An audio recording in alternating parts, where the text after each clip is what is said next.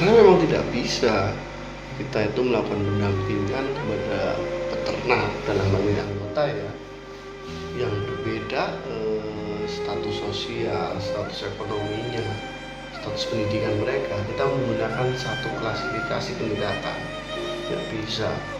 Sehingga di akar rumput ini kami berupaya menguraikan masalah itu. Sehingga di akar rumput kami membuat 3 tingkatan peternak. Jadi di kami itu ada yang namanya satu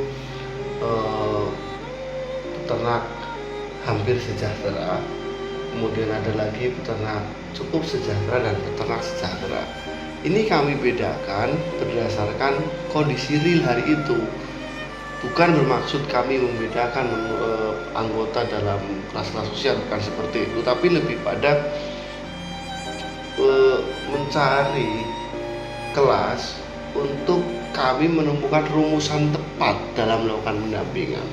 Nah, klasifikasi tersebut tadi contoh ya, kalau kita berbicara peternak teman-teman yang hampir sejahtera itu adalah peternak yang memang masih kami dorong, kami kondisikan, kami dampingi untuk mereka itu memiliki jumlah populasi minimal itu 9 induk unggul.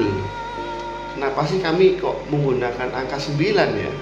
Karena ini sebenarnya didasarkan pada pola panen, kali interval panen dari kegiatan beternak dari sisi breeding itu ya 9 bulan.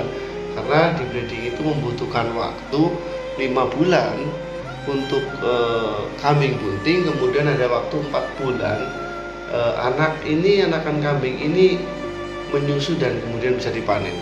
Sehingga harapan kami kalau anggota kami yang dalam kelas hampir sejahtera ini memiliki 9 induk dan unggul, diharapkan nanti setiap bulannya dia bisa panen. Karena tadi kali intervalnya 9 ya. Dan kenapa ada kalimat unggul? Karena untuk mencapai target tertentu maka dibutuhkan kualitas kambing tertentu sehingga nanti hasil anakannya ini dapat diterima pasar sesuai target. Kalau di akar rumput ini di wilayah Jawa Tengah bagian barat ini tidak harus muluk-muluk. Kalau kami anggota itu memiliki penghasilan 2,5 sampai 3 juta, insya Allah itu sudah mampu mencukupi kebutuhan dasar bagi mereka hidup di kampung. Nah ini kami memang sibuk di area ini karena memang teman-teman peternak hampir sejahtera ini lebih membutuhkan banyak motivasi, pendampingan, dukungan, baik dukungan teknis, permodalan, semuanya di sini semuanya. Nah itu. Kemudian kalau nanti anggota-anggota kami ini sudah melampaui fase ini sudah 9 ekor semua, kami mendorong lagi agar teman-teman yang sudah di 9 ini tidak berhenti di situ.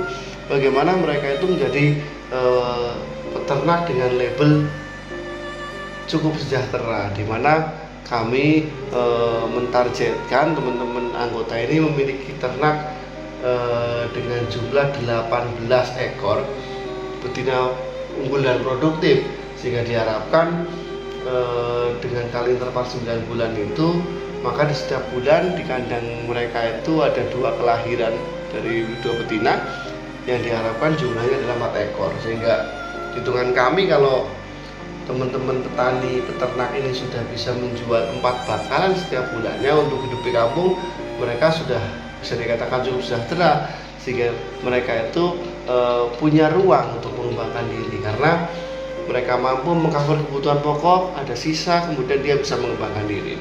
Nah kemudian level di atasnya lagi nih hari ini tidak begitu banyak di akar rumput, lebih cenderung kepada teman-teman pengurus, tokoh-tokohnya, karena memang mereka ini orang yang kami tarik menjadi pengurus. Adalah biasanya kami pertimbangkan juga kondisi kandang populasi masing-masing ya. Ini adalah teman-teman yang kami sebut sebagai grup sejahtera, adalah teman-teman dengan 36 induk unggul ya. Karena dengan hitungan 36 ini anggota ini sudah bisa menjual ternak dengan jumlah yang cukup banyak, dan penghasilan mereka insya Allah relatif mensejahterakan, sehingga pada teman-teman di grup sejahtera ini malah kami sudah mempunyai kewajiban menekankan pada teman-teman ini untuk aktif dalam pengurusan, kemudian untuk aktif dalam pendampingan, sehingga istilah kayak subsidi silang itu terjadi, walaupun mungkin subsidi pemikiran dan subsidi waktu. Jadi teman-teman yang sudah sejahtera ini diwajibkan menjadi pengurus, diwajibkan mendampingi, menjadi mentor bagi teman-teman di grup hampir sejahtera dan cukup sejahtera. Nah, ini salah satu bentuk pendekatan yang kami lakukan dalam model pemberdayaan budidaya kambing perah di perkumpulan peternak akar rumput. Justru pengurus itu hadir gini mas, pengurus itu hadir memanajemen mimpi anggota supaya mimpi anggota ini bisa menjadi sesuatu yang terprogram untuk dilaksanakan. Semua orang sah-sah saja bermimpi mempunyai kambing 1000 ekor, mungkin sah saja.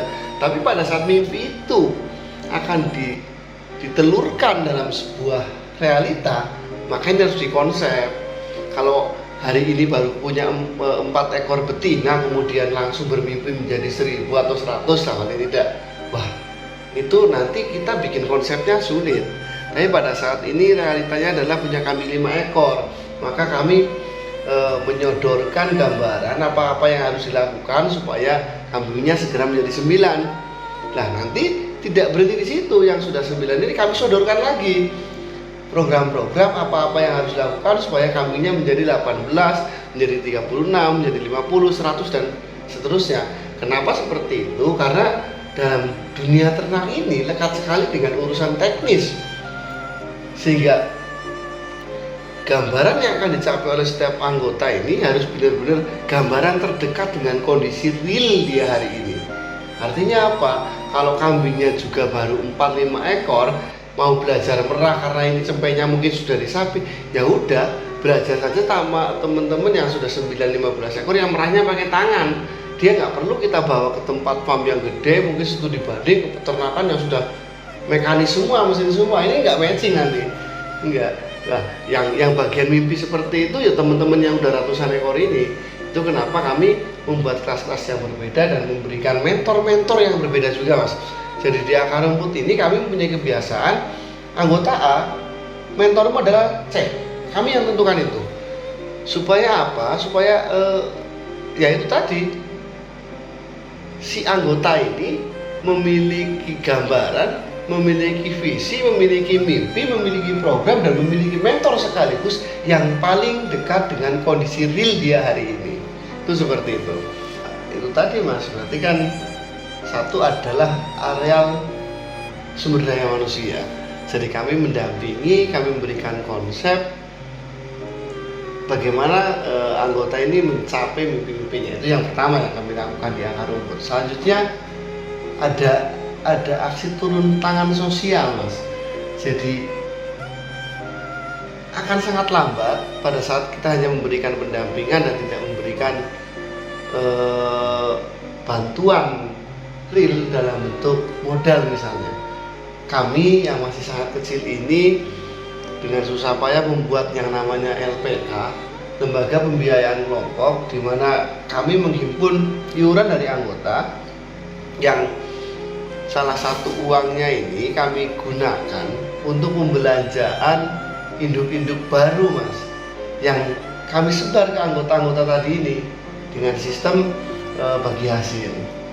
Itu jadi mereka pelihara induk, kemudian mereka mengembalikan hasil breedingnya, dan dalam hitungan 2 kali mengembalikan, maka induk ini menjadi hak si anggota. Ini yang kami beri nama pinjaman bibit. Jadi kami memberikan pinjaman kambing, dipelihara, kambing ini kami siap produksi, kemudian di petani ini dipelihara, kemudian panen. Pada saat panen kok terjadi dia hanya beranak satu mas, kami tidak menuntut si anggota itu untuk memberikan bagi hasil, tidak, karena filosofinya ini adalah LPK ini adalah sebuah kegiatan sosial pendekatannya. Maka biarkan itu dijual untuk kepentingan si anggota, atau kalau memungkinkan disimpan sebagai bahan bibit baru ini anaknya nanti itu. Nah itu bedanya di LPK ini. Kami tidak melakukan pendekatan bisnis tapi lebih ke pendekatan sosial, karena memang sumber pembiayaan lembaga pembiayaan kelompok ini LPK ini juga dari iuran, dari infak teman-teman pada saat mereka melakukan penjualan. Petani ini kami latih keikhlasannya untuk memberikan iuran, gak banyak mas, cuma sekitaran 25.000. Nah, itu dihimpun di LPK yang nantinya kami belikan kambing untuk program pinjaman bibit. Jadi dia diberi induk produktif, kemudian mengembalikan 2 ekor sampai betina dengan waktu yang tidak kami target. Prinsipnya itu bagi petani peternak itu pada saat memberikan modal maka dia harus mengembalikan setelah panen. Itu prinsip dasar utamanya. Tidak bisa seperti perbankan ya, kalau kita minjamin modal hari ini bulan depan harus mengembalikan, ini tidak akan jadi oleh peternak. Maka kami berikan modal, dia mengembalikan dengan waktu yang fleksibel dan lebih menitik beratkan pada trust serta kepercayaan bahwa ini ada giliran bagi yang lain. Merasa seperti itu. Jadi nyatanya yang terjadi di akar rumput ini nggak ada itu yang macet terlalu lama. Kalau dia beranak 1 dia jual, kemudian di periode berikutnya beranak 2, yang 1 dikembalikan ke perkumpulan, kemudian periode berikutnya lagi beranak 2 dikembalikan perkumpulan, sehingga si petani ini mendapat bibit baru, sudah juga dapat hasil yang menjual, kemudian yang kembali ke perkumpulan kami sebarkan lagi ke anggota yang lain. Itu salah satu aksi turun tangan kami secara berjamaah. Kemudian kami juga memiliki program masih di perbibitan, karena ini sisi breeding ya yang kita bahas hari ini mas. Jadi kami juga punya P3, program pemberdayaan peternak. Ini adalah mekanisme bagi hasil, maka sisi bisnis yang menjadi pertimbangan. Jadi di kami itu anggota kami ini kami titipi kambing dengan mekanisme bagi hasil anaknya, yang pembagiannya adalah 60% untuk peternak, kemudian 30% untuk investor. Investor ini bisa koperasi, bisa perkumpulan, bisa orang yang menitipkan pembelanjaan kambing kepada koperasi. Kemudian ada lagi 10% bagi hasil ini diberikan kepada pengelola, koperasi sebagai pengelola, karena ada fungsi pengkontrolan, kemudian pendampingan dan semuanya.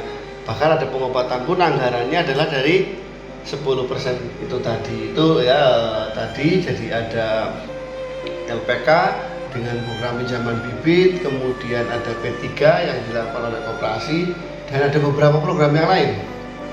Ada program yang lain, termasuk ini nggak banyak sih, karena binaan kami ini sebagian besar adalah kelompok ternak, dan biasanya kelompok ternak ini kan di kampung-kampung itu menjadi juga kelompok ternak yang dibina desa juga selain dibina akar rumput. Nah, kadang ada penganggaran dari dinas kabupaten, Pemda itu memberi bantuan ternak. Misal kelompok kami itu mendapat bantuan ternak 10 ekor sebenarnya seperti itu, maka ini tetap menjadi asetnya kelompok, karena memang bantuannya diberikan pada kelompok, tidak diberikan pada individu. Maka ada mekanisme yang dijalankan di tiap-tiap kelompok ini berbeda-beda sih. Ada istilah yang kami gunakan, bahasanya adalah bantuan bibit, di mana bantuan yang diturunkan ke anggota akar rumput itu tidak bantuan personal yang diberikan kemudian hilang, itu nggak seperti itu, tetap menjadi aset kelompok, sehingga orang yang memelihara satu induk dari sumber pembiayaan pemerintah atau dari sumber-sumber yang lain yang sifatnya adalah bantuan, maka si petani ini harus mengembalikan 1 ekor kepada kelompok yang fungsinya, yang tujuannya tetap sama untuk pengembangan ke anggota-anggota yang lain.